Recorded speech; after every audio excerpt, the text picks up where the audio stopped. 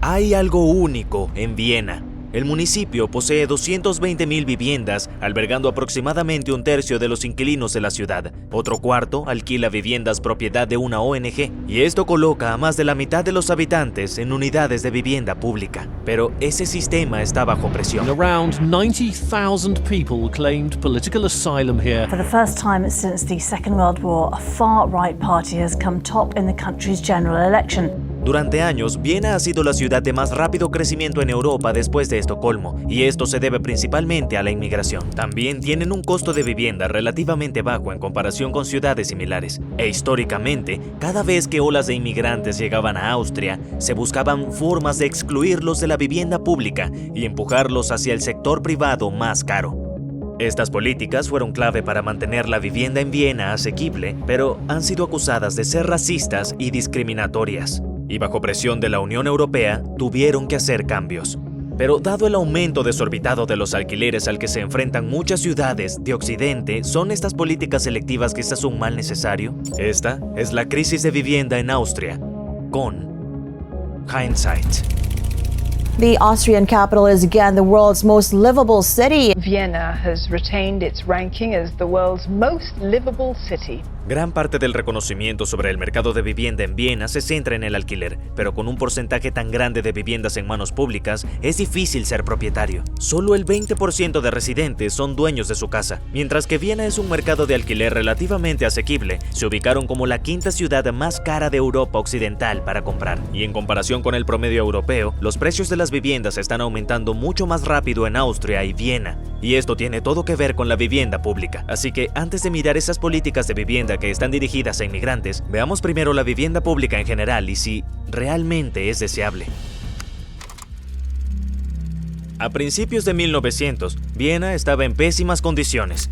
Las condiciones de vida eran tan malas que un trabajador no calificado tenía una esperanza de vida promedio de apenas 33 años. La ciudad estaba sucia, superpoblada, y gran parte de esto se debía al rápido crecimiento de la población. Su población había crecido de menos de 500,000 a más de 2 millones y no estaban preparados. Para 1910, más de 500,000 de personas habían estado sin hogar en algún momento. Eso era una cuarta parte de la población de la ciudad. Estos eran problemas que debían abordarse, y el cambio llegó en la década de 1920.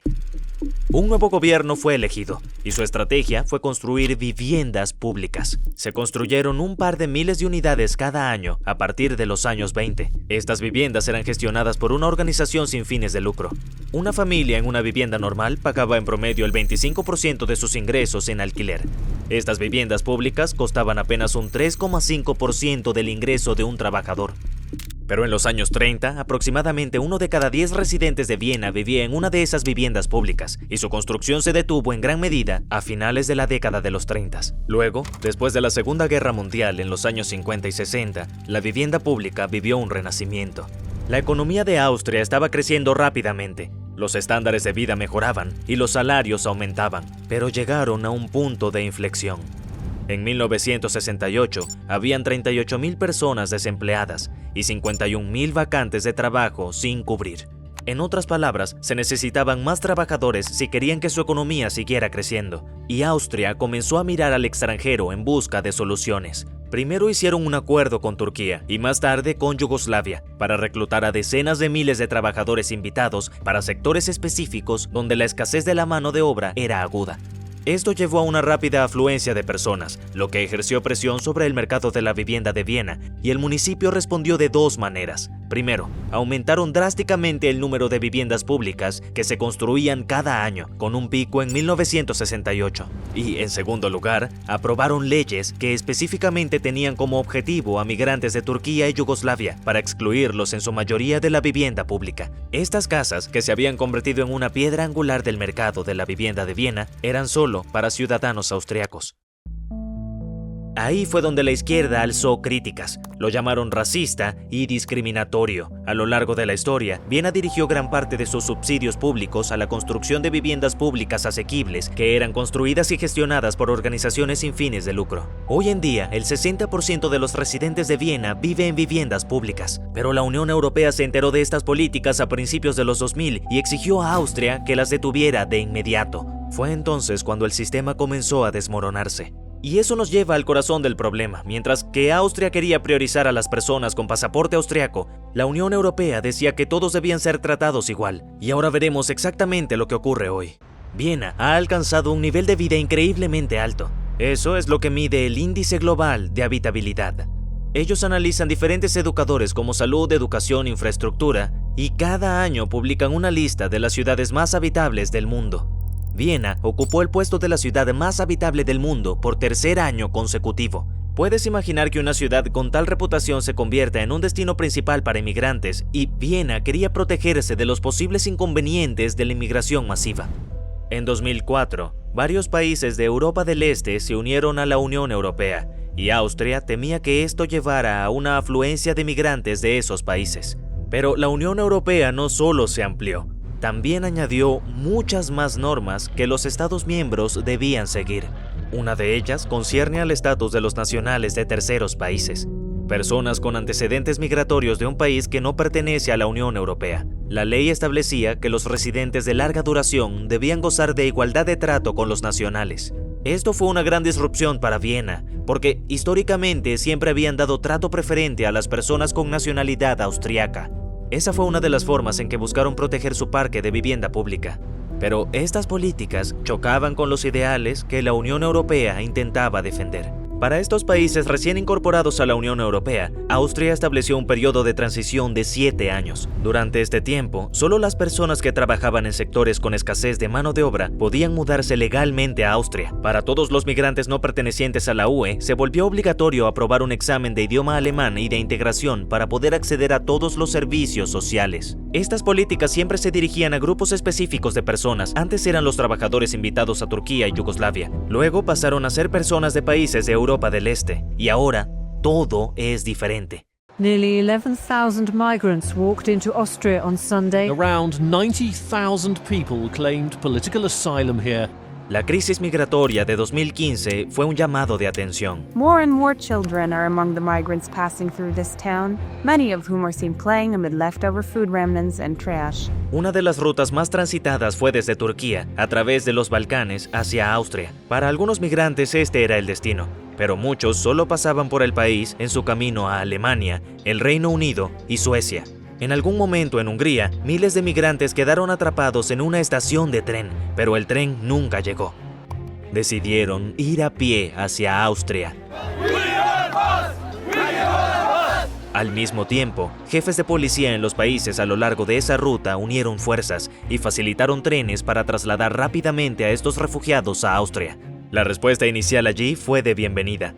Around 20,000 people on Monday evening took part in a pro-refugee rally in Vienna. Austria se convirtió en uno de los países con mayor número de refugiados per cápita. Durante esos años, su población refugiada aumentó considerablemente, pero el sentimiento de acogida de los austríacos pronto cambiaría. Europa, macht die Grenzen nicht! Unkontrollierte Flüchtlinge sind hier in Österreich sicher nicht willkommen. El país se dividió entre quienes se oponían a la migración y quienes tenían posturas más tolerantes. Das Flüchtlingsthema wird groß aufgeblasen. Es geht eigentlich ganz gut in Österreich. Die Wirtschaft ist am florieren, den Leuten geht's gut. Pero la corriente principal se volvía cada vez más crítica. Austria's right-wing Freedom Party has beaten mainstream parties by a large majority in the country's presidential election. Esto afectó al mercado de la vivienda de maneras que quizá no esperarías. Este es el parque habitacional de Viena por tipo. Estas dos categorías son lo que yo llamo vivienda pública. Alrededor de un tercio de la gente vive en viviendas privadas de alquiler y apenas un 20% son propietarios de vivienda. Al principio, la mayoría de los refugiados fue alojada en albergues de emergencia, pero quienes se quedaban solo podían encontrar alojamiento en el sector privado. La ley de la UE hacía obligatorio que Austria tratara a los ciudadanos de larga duración y a sus residentes exactamente igual. Pero encontraron una solución. Básicamente lo que hicieron fue establecer como obligatorio que los refugiados tuvieran al menos 2 años de residencia legal en el país antes de poder solicitar vivienda pública. Como resultado, la mayoría de la gente terminaba en el sector privado con una protección limitada para los inquilinos. Esto limita el impacto de la migración masiva a los alquileres privados de bajo costo en ciertos barrios. Esto era lo que algunos despreciaban, particularmente en la izquierda. Había una crisis de vivienda, pero el sistema estaba diseñado para que afectara a los migrantes y en mucha menor medida a las personas con nacionalidad austriaca. Hoy, la ciudad de Viena es increíblemente multicultural. El 45% de los residentes nació en el extranjero y en algunos barrios supera la mitad. Los grupos étnicos más grandes provienen de Serbia, Turquía y Alemania.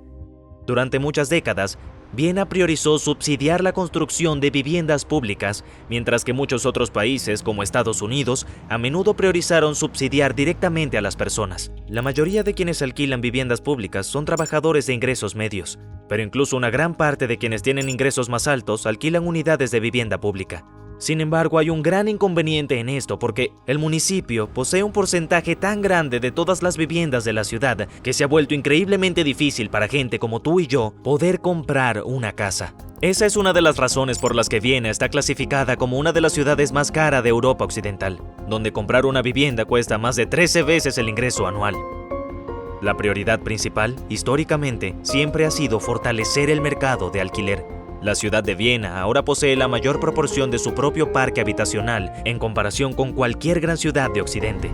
Y a medida que estas viviendas aumentan de valor, ¿quién se está enriqueciendo? La respuesta no eres tú. Quienes están a favor de este sistema dicen que es bueno porque la vivienda no debería ser una mercancía para generar riqueza, debería ser un derecho humano. Pero yo aún quiero ser dueño de mi casa.